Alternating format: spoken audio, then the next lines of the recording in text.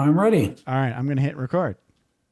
Recorder is on. Feel free to rock whenever you're ready. This is Danny Covey from dannycovey.com, and you are listening to Vroom Vroom Veer with Jeff Smith, reminding you to find purpose in your suffering. See, that wasn't so bad. You got No, not bad at all. you got a little Mr. Rogers vibe going on there. I like it. I didn't bring my sweater, so we're in trouble. It's all good. It's all good. Maybe later on we'll try to get into an NPR vibe. Welcome to the show, Danny. How's it going? Anyway, that was a little jazz radio. I'm going to hit stop. I'll be right back. Are you ready to thoughtfully steer away from your revved up, frenzied, and far too often scripted life? Then welcome to Vroom Vroom Veer with Jeff Smith, where he guides you down the road differently traveled by sharing unique experiences with guests who have managed to shift away from a life stuck on cruise control and veered their way into a more authentic and fulfilling one in all sorts of interesting and kind of remarkable ways. Get ready to Vroom Vroom Veer with your differently traveled road chauffeur, Jeff Smith.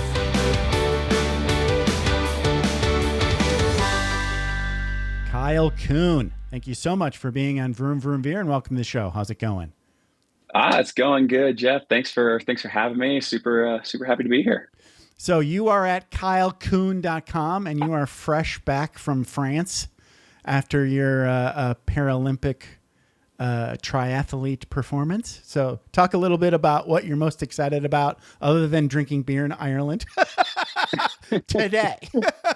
Yeah, no, what I'm most excited about. Oh man, there's honestly what I'm probably most excited about today is just being able to have the time to sit here and have a conversation with you and not be under the gun and under the pressure of having to get ready for the Paralympic Games. It has been quite a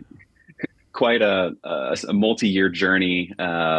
Getting to that stage and getting to that date on September 2nd is when I raced in Paris, and it was quite the roller coaster of a handful of years, and then and then just a roller coaster of a handful of days leading into that race. So really right now, just most excited to just be on the other side of it and enjoying some normalcy for a short little time until the next thing catches my fancy. The next adventure is always exactly right around the door for Kyle. Always. Oh, that's awesome, man. That's great.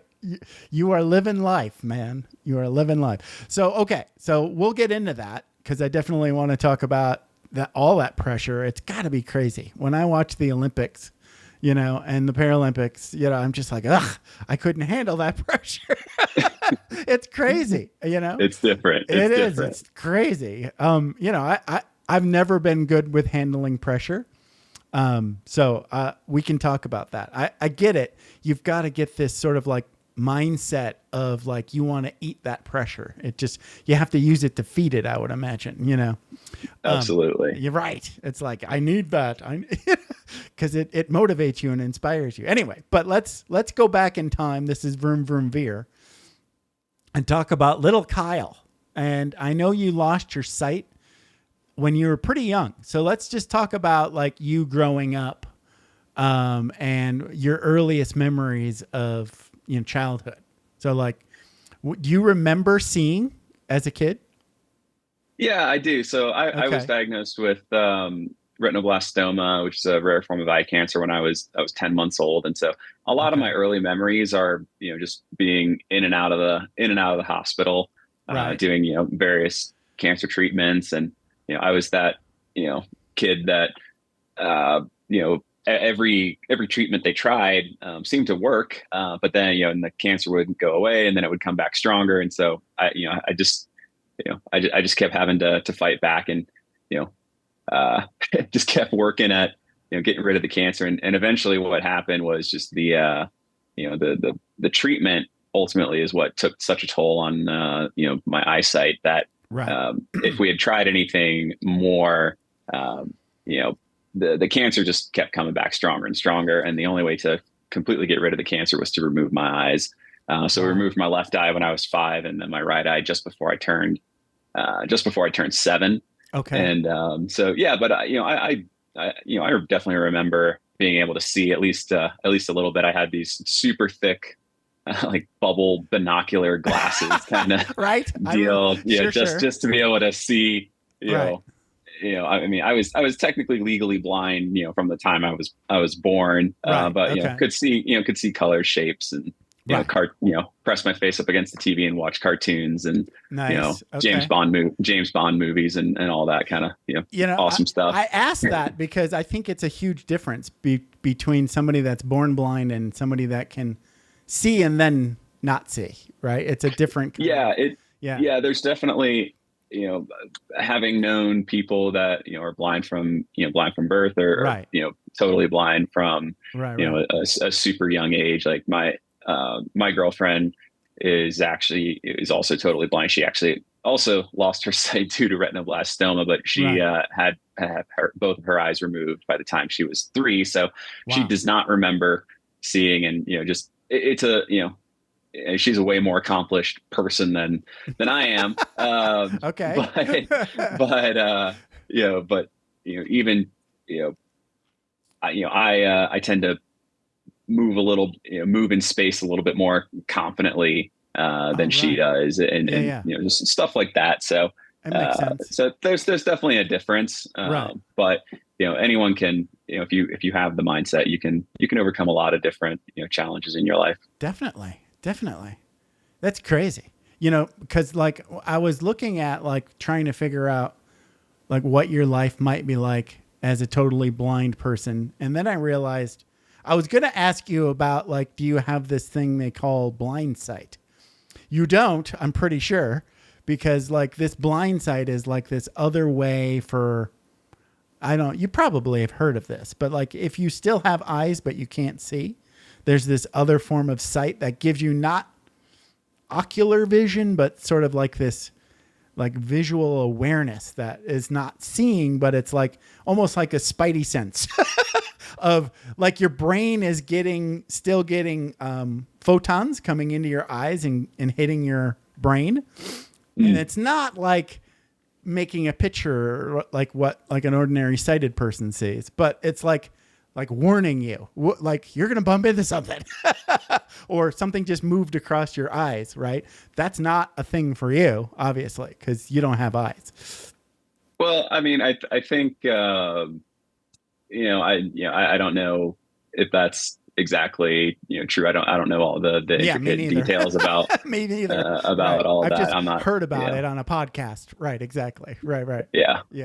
I don't know, but I know that, I use various, techniques and stuff that I've developed over the years to know where I'm at in space, and whether that's using sound vibrations off of objects or the lack of objects, or, just knowing where I am in space, all of that is, just use the tools available. It's not quite like, what was that Daredevil guy? It's not like that. Right. Right. Because if it were like that, you wouldn't need the seeing eye dog. Right. Exactly. So let's talk about you, like, because you like, how did you get into this adventure thing as a kid? Because that's fascinating, because it's like right away, while you were still pretty young, you started doing some pretty crazy adventure, right? Yeah. So I was very fortunate that I got connected with a totally blind adventure athlete. His name is Eric Weihenmayer, and he became very well known a couple of years after I met him for becoming the first blind person to climb Mount Everest, and then he went on to finish the 7 summits, tallest peak on each continent. Wow. But I met Eric when I think I was still. It was only just a couple of months after I had lost my sight, and he, he was already a accomplished mountaineer, skier, skydiver, just adventure athlete in general, right? And he just kind of told me all about the stuff he did, and it sounded really cool and like a lot Sounded of fun. right. And so I decided that's the kind of stuff that I wanted to do as well, and just pursue a life of adventure. And so happened to have a family friend that was a member of a rock climbing gym.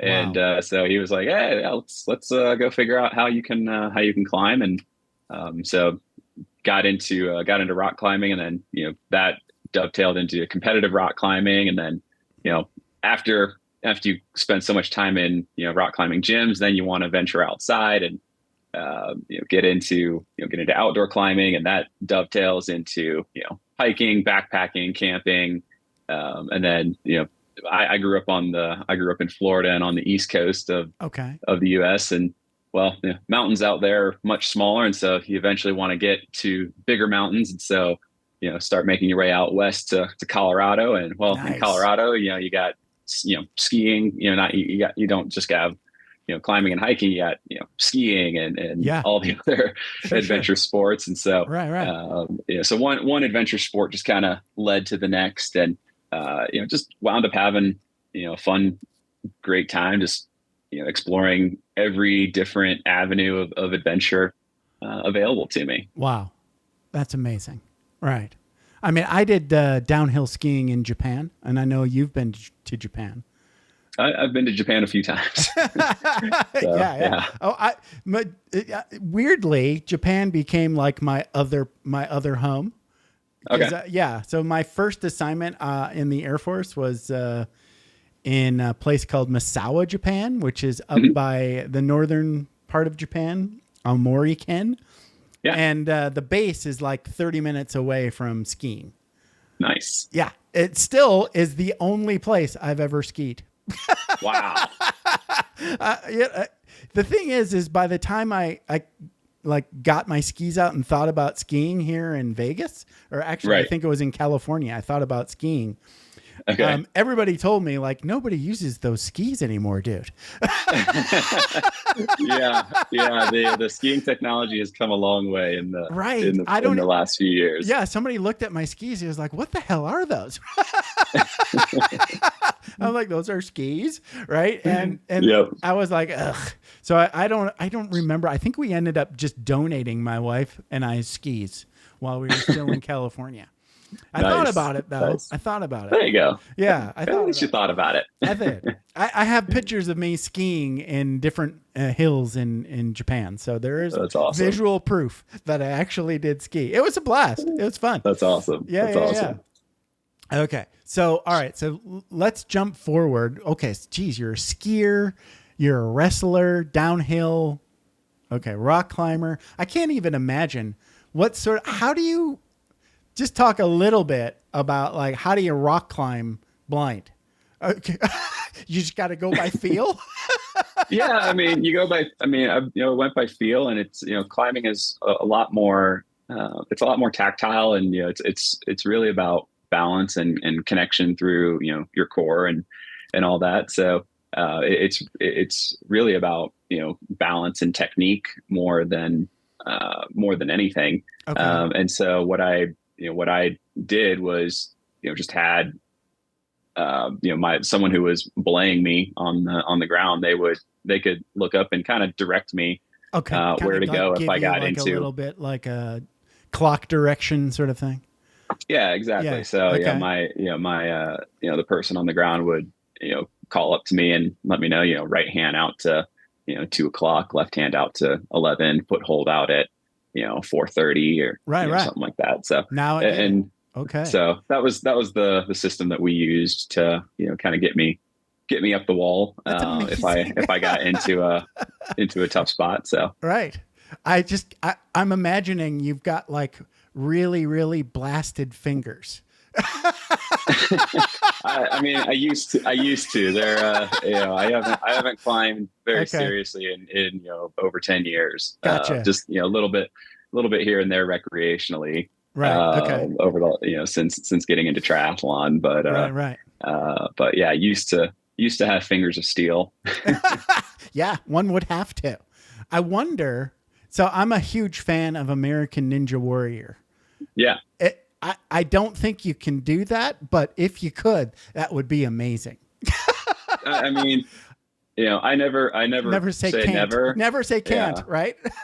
So, I mean, I've known several people that have done, Ninja Warrior type stuff. And, Okay. it's just a matter You have to of, figure it out. Yeah. yeah, you just figure it out. So Exactly. Right.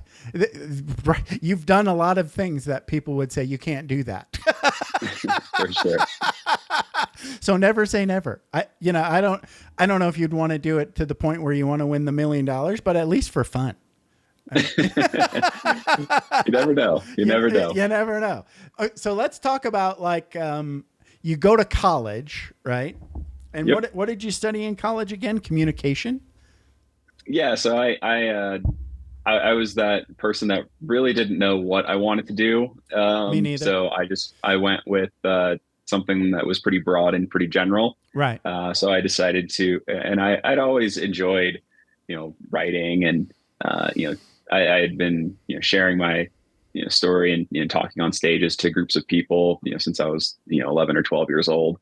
Right. And I'd already been, I'd spent some time in front of a camera, doing interviews and stuff like that. So I was like, well, communication I could never, that can't hurt to learn how to brush do up that on, better. do it even better, and, polish my skills. And so, I was very fortunate that I went to a very academically, rigorous high school. So I went into college with already a year, under my belt, basically. Nice. And so, Wow. I was able to kind of coast through college and get it done in 3 years. Very good. So when I graduated, I was a very arrogant 21-year-old, thinking that I was Yes, just the you hottest said thing. You were hot stuff. Yeah, I was hot stuff. Sure. I had already accomplished quite a few things. Been on national television multiple times. I was You were on Oprah, well-known. for crying out loud. Yeah, I mean, so it's hard not to get a big head when you've had that much media attention. I get that. I get that. Yes. And I came from a very entrepreneurial family, very business-minded family, and so I just was like, yeah, I'm clearly CEO material, so I'm going to apply for every job that's CEO and above. Good idea. I love it. Says every 21-year-old ever. Yeah, and they want to skip climbing the ladder if they can. Yeah, exactly. So after a while, I figured out that that wasn't really working for me. So I started climbing my way down the corporate ladder until I reached the very bottom, and I really was just I just kept working my way down, and wow. I was getting more frustrated, more depressed, and just continually just getting frustrated over and over and over again with denial after denial or non-response after non-response, or anything along those lines. And I just started drinking very, very heavily. Gotcha. Drinking to get drunk, not to enjoy things and enjoy life. You were numbing out, as we say. Yeah, so I've just been there, trying to numb the pain. Yes, yeah. And eventually, walked in and applied to be a bag boy at a grocery store, and was turned down for that job. And so I was like, well, I can't really get much lower than I am. I was in some pretty deep debt at the time as well. Right. Been there. And I had graduated from college with no debt. So it was wow. Okay. I had really dug myself into a hole. Right. And so I decided that, well, the only thing that I really could afford to do was to start running, because at least that would distract me from drinking, and drinking and being depressed. And so yes. Okay. I found someone to run with, and he happened to be a triathlete, and he told me that running was stupid and that triathlon was a whole lot better. So that's what I should do. I love this guy. You're only running. And I was, what are you, a wimp? And I was dumb enough to believe him. So hence you're doing triathlete now. Wow. That's crazy. That's nuts. It really is. Like I had a t-shirt, and my wife does this. She buys me t-shirts that have nothing to do with me just because they're cheap. So for this long time, I had this t-shirt that had like a Alcatraz, like a triathlon, and it had like pictures of like run, bike, swim, but they were all Alcatraz related. So they had like sharks, barbed wire. Yeah, probably came from the Escape from Alcatraz triathlon. It's a very well-known race. It's been going on for a long time. So I had no idea. I thought it was just a joke. No, it's a real thing. That's a real thing. Yeah. But I have I should not be wearing any of those t-shirts. I am not that kind of person, you know? Yeah, no, one of my favorite triathlon sayings is, triathlon, why suck at one sport when you can suck at three?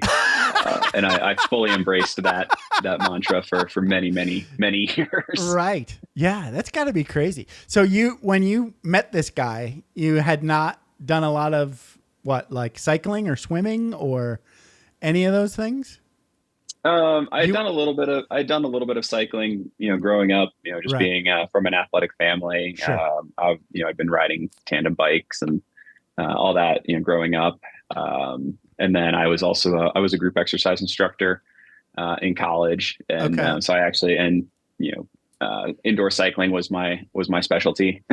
So I knew how to ride and all that. So that was actually early on. That was my strongest discipline. And I grew up in Florida, so I knew how not to drown. But I wouldn't say that I knew how to, swim swim for competition. And so had to learn to do that. And, and then I was, and growing up, running was a punishment. It wasn't something that you did for fun or enjoyment. So I really didn't come from any, so many people often ask, like, what was your sport before triathlon? I was like, well, I didn't really, none of them. None of those. So I really was, yes. So I really was a beginner in every sense of the word, right from the get-go. And I was not a very good triathlete, very early on. And it took many, many years and, many blunders and many errors and a lot of trial and error to figure out how to get faster. And, but that was the great thing about triathlon is that, it's a sport that, it really does reward hard work. And I'm stubborn enough to work really hard at something that I'm not good at, but something that I tend to enjoy. So I worked really hard. Yeah. I actually found that, like, when I was in the Air Force, they made me run. Yep. I didn't really want to. They actually, for many years, made me ride stationary bike, which pissed me off because I was already pretty good at running and liked it. I had found that if you run enough, you can actually find that runner's high, and it's nice. It's like, hey, I've actually figured out how to make this. I don't want to go run a marathon or anything, but I'm okay. I'm okay with it. For sure. Yeah. I got to that point with running. And then I don't know when, but at some point in my Air Force career, some congressman or senator or somebody yelled at the military because there was like too many people in the Air Force dying on their annual fitness test. Because basically there was no fitness training program. They would just test you once a year. So you went from nothing to like, okay, run 1.5 miles and we'll see how fast you can run. Right. And there were like lots of people that would just drop out, have heart attacks. Wow. Right. Yeah. That's rough. That's rough. Right. So they're like, how many people dying in a fitness test is okay? 0. Right. So they had to revamp the whole idea of we need to actually have a fitness program. For sure. Right. Yeah. So during that period, they decided to do this VO2 submaximal bike test because you weren't going to die doing that. Right? You would hope not, but yeah, crazier things have happened. But for a guy like me, I was like the lucky bastard in the unit that had to be the guy that tested everybody else. So that meant that it was like, I should be good at this. So I stopped doing all of my other training and just did stationary bike, because they were like, if you want to do really well on this test, you have to just do really well at stationary bike. You have to, your quads and your thighs and your legs have to be ready to do that. Yeah, it's for VO2 work, it's definitely, I've done a lot of different tests and stuff. I've spent a lot of time in the lab, and it's a different type of pain in there for sure. Totally. If you go in naive to a bike test, you're not going to do well. No, indeed. Anyway, we digress. Okay. So like, when did you, at some point after training, right, you did something really cool with you became like first totally blind athlete to complete Ironman in under 11 hours. Yeah. So, I did my first triathlon in 2015, and it was painfully slow. And, I had this idea that, I wanted to work toward doing an Ironman. So, 2.4 mile swim, 112 mile bike, and a 26.2 mile run. So I did my first Ironman in 2016 and did it in just under 16 hours. It was a painful, death march, basically. Wow. And I get it. I said, well, I don't want to, I can't have, my only Ironman be, that slow. So I set my sights on just, and making it better, making it better and faster. And, and I love goals to chase. And, I was, I like, looking up records and stuff. And, the official, Ironman doesn't keep official records for, athletes with visual impairments or anything along those lines. But I happen to, be friends and connected on, social media with a ton of, endurance athletes, and, through piecing a lot of things together, found out that there had only been, at least in 2016, 2017, there had only been 8 people ever who were blind or visually impaired to go under 12 hours for an Ironman. And so I set that as my goal, just to go under 12 hours. And so was able to accomplish that in 2017. And then at the time, the fastest person who was totally blind, who had completed an Ironman, had done it in just over 11 hours. And so I was like, well, I just knocked off, 4 hours off my Ironman time. I wonder if I can, if I actually hired a coach and you're trained. Doing this all on your own. Yeah. So I had done enough studying and reading and, stuff to kind of cobble together a, training plan and all that. And so in 2018, I decided to actually hire a coach, and I decided to just tackle a whole bunch of endurance activities and races and such. And, with my primary focus and goal of going under 11 hours, at Ironman Arizona at the end of 2018. And I was actually early on, I was on pace to, going in, I was in good enough physical shape that we actually thought I could go, about 10 hours and 30 minutes or so. But, all things, in triathlon, never, nothing ever goes according to plan. And so came out of the water a little bit behind schedule. We had some mechanical things going on the bike. So biked about 20 minutes slower than we had anticipated. but then threw down a really solid run. And I think we were about 20 miles into the run when my guide looked down at his watch, and he was just like, "Hey, like, what, remind me what your goal for this race was." And I was like, "Well, to go under 11 hours." And like, I didn't realize that, we still had a chance to do that. Okay. I thought we so were you were way kind of running off loose schedule anyway. Yeah. So I didn't realize we had a chance to do that. And he basically said, "Well, if you want to go under 11 hours, we can't stop at any more upping aid stations." And so Stop taking it easy. really pushed myself the last 10K of that marathon to squeak under the 11 hour mark. I think I went like 10:59:17 or something like that. Okay. All right. So, so I was able to squeak under that barrier. And at least, thus far, there've been a handful of other vision impaired athletes. So athletes who have some usable vision, but are still considered legally blind, right. that have gone faster than me over the last 6 or 7 years. But there still hasn't been a totally blind person to outdo me just yet. Nice.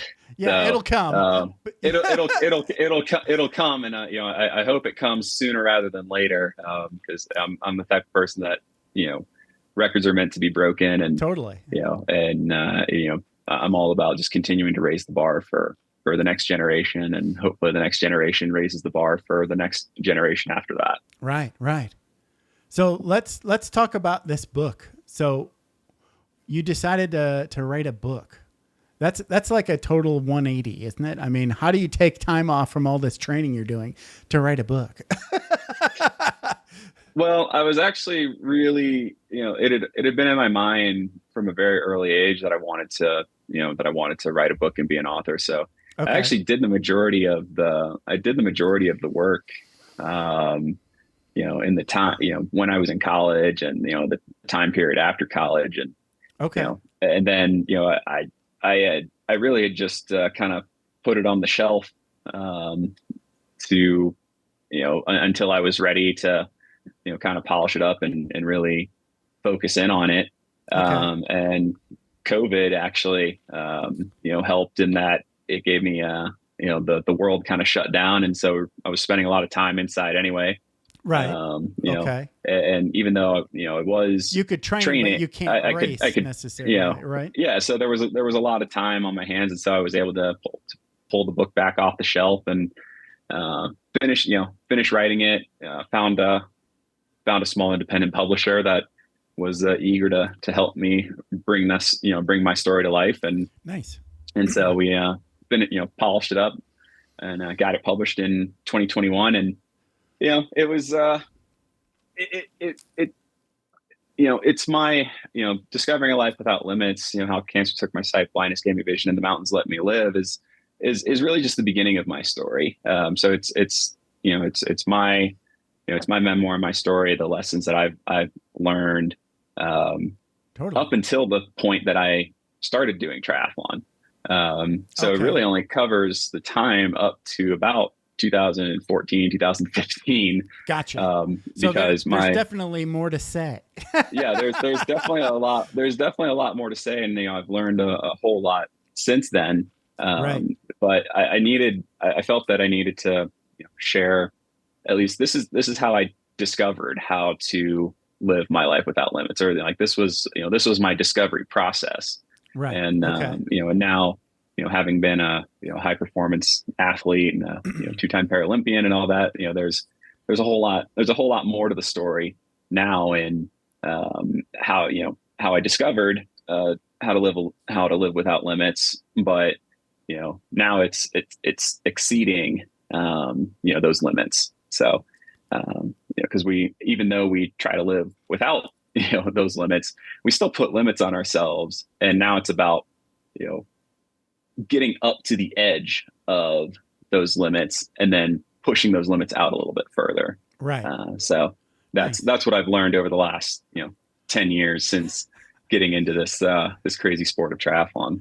Yeah, let's talk about how did you make the crazy decision to get into the Paralympics? I mean, was that like a slow thing, or was it like a, hey, I can do this? It definitely was not, you know, I didn't know much about the Paralympics growing up. It Right. wasn't really, it really wasn't a thing. It wasn't Not on on my your radar. Right. Um, and, and really I wasn't an elite athlete for much of my life growing up. Okay. I was a decent wrestler in high school, but wrestling wasn't in the Paralympics, and I really I didn't have a desire to learn judo, which was the closest thing to wrestling, Okay. in the Paralympics. Even though judo tried to recruit me, right out of college, I was just like, I think those days are over for me. Combat, Oh, wow. combat sports are Yeah, over yeah. for me. Yeah. And competitive climbing, wasn't in the Paralympics at the time Okay. either. So, and triathlon, was still a baby sport in the para world. Okay. And so 2016 was actually the first Paralympic Games that triathlon appeared on the Paralympic program, but male visually impaired triathlon was not included in in that first edition of the games. Okay. And then, when I, so my focus was just on, trying to be a better Ironman triathlete, Gotcha. over the course of a few years. And actually in 2018, the World Triathlon announced that they were going to be expanding the Paralympic program for triathlon for the 2020 games. And I went to a couple of triathlon camps, because, USA Triathlon was starting to, put out feelers and, recruit people that had done, anything resembling triathlon. Okay. And so they wanted to start, developing, pipelines of athletes and all that kind of stuff. And so I wound up getting connected with, people that were in the, in the space of USA Triathlon and, in high performance sport, and was invited to a talent identification camp, probably August or September of 2018, and Wow. did really well at that camp. And the head coach sat me down, during that camp and was like, Kyle, you have the potential to be pretty good at this sport. And like, the rumor is that, in a couple of months, they're going to announce that male visually impaired is going to be in Tokyo. And we're actually opening up spots here at the, Olympic and Paralympic Training Center. So I'd highly encourage you to apply for a spot here at the training center, and maybe think about, switching your focus from, long distance, Ironman triathlon, maybe to short course racing, and see what you could do at the Paralympic level.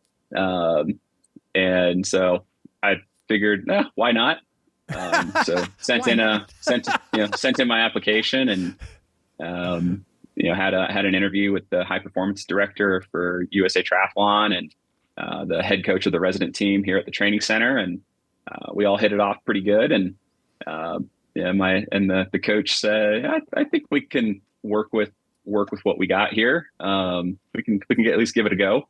Right. And you got like an extra year to train, unfortunately. So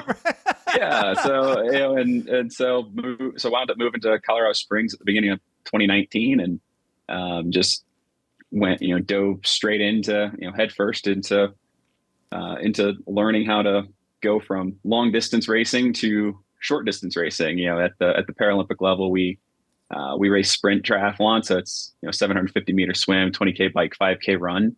Okay. And it's a race that takes about an hour.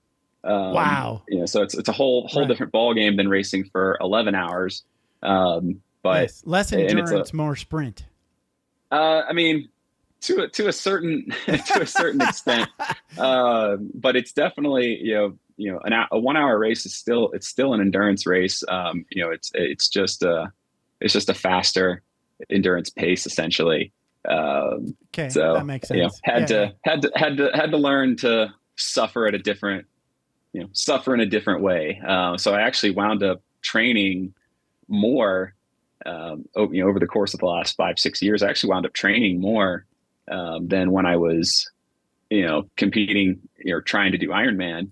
And now I actually am significantly, fitter, stronger, and faster than I was when I did Ironman Arizona in 2018. So Wow.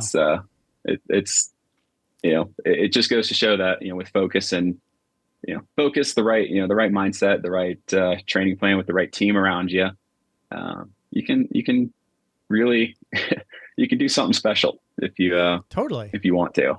It makes Colorado Springs made me think, like, are they training at altitude on purpose? Oh yeah. I mean, most definitely. Okay. Got it. Yeah. I went to Colorado Springs once to, I think one of my unit's headquarters were there. So I had to go there for work. And what did we do? We went and did touristy stuff, like just at like ground level, right? You're mile high at ground level. And I would like walk around and go, why am I feeling like I'm going to pass out? I'm not doing anything. It definitely takes some getting used to. Yeah. So that means, like, if you train there, that means that you're already adapted more, right? So when you get to sea level, you're going to perform better. Does that kind of like the idea? Yeah, that's the basic idea. So, up here at, 6,000 feet and higher, Right. Elevation, there's a little bit less oxygen in the air. So, your body is working harder to produce more red blood cells. Right. And so when you go down to sea level, you have, oxygenated, more oxygen in your blood. And so, it's that oxygen transfer all over your body that allows you to not get as tired as quickly. Right. So you can maintain faster paces, higher powers for longer than you could if you weren't training at altitude. Yeah, so, that makes sense. So we definitely take advantage of it as much as we can, and we absolutely, I find it makes a difference, and so I try to spend as much time in Colorado as I possibly can. Yeah, makes sense. So let's talk about this. We're getting ready to wrap up because you've got a thing coming soon. So it's 9:52 by my clock. So we got about 5 minutes or so. So you are at KyleCoon.com and you got a great Instagram, but talk about what the pressure cooker of Paralympics is. I mean, you've just got to be like training and rolling, and what an emotional roller coaster. It's crazy. Yeah, no, the Paralympics are like, it is the pinnacle of sport. Totally. It's the pinnacle of sport. I mean, you are, representing your country, your sport at a very elite level. Right. And, especially in the sport, in the para sport world, and in high performance, 4th place and 12th place are basically the same. The only places that anyone cares about are, places 1, 2, and 3. It's so sad. So sad. So, right. So if you're not in the mix for one of those, metal objects, then, you're basically a participant. Right. And, it's not the case, but, that's kind of how a lot of, people feel and stuff like that. So, in the world of high performance sport, like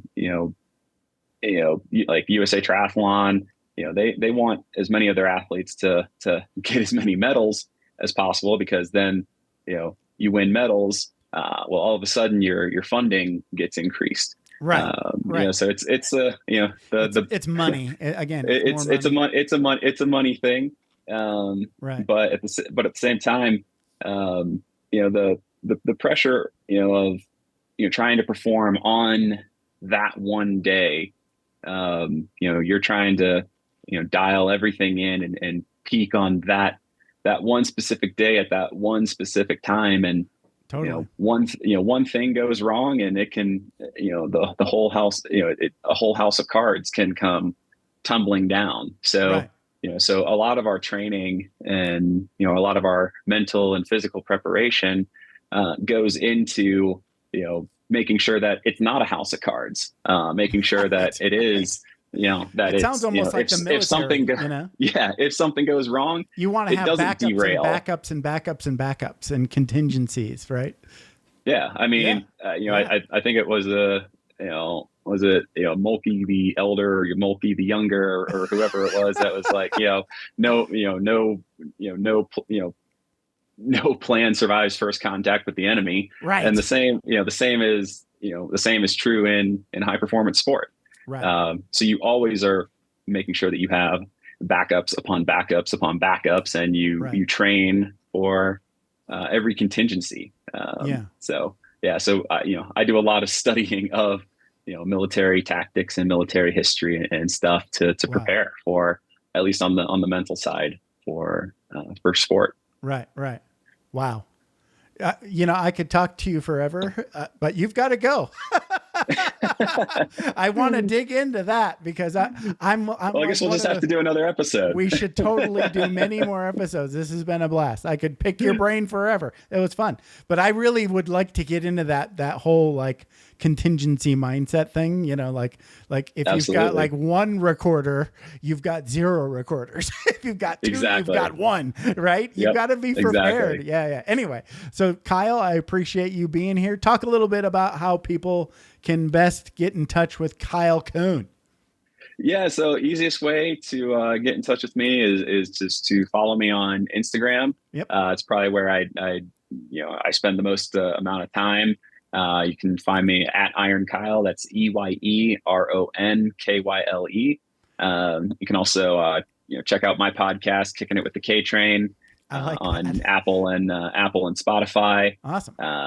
And then you can also check me out on Facebook at Kyle Coon Speaks is where I do basically anything that gets shared to Instagram, it gets shared to Facebook. So follow me on Instagram and Facebook, and you can just search for me on any of the social media platforms, and you'll find me. All right, Kyle, this has been a blast, and I think it's 3 minutes to 10. So mission accomplished. You should go. Awesome. Well, thanks so much, Jeff, for having me on. It's been a blast. Have a good one. Thanks. Thanks for taking the time to ride along with us on another episode of Vroom Vroom Veer. For podcast info and show notes, be sure to head over to vvveer.com. That's VVER.com. Man, that's fun to say. And we'll catch up with you next time here on Vroom Vroom Veer.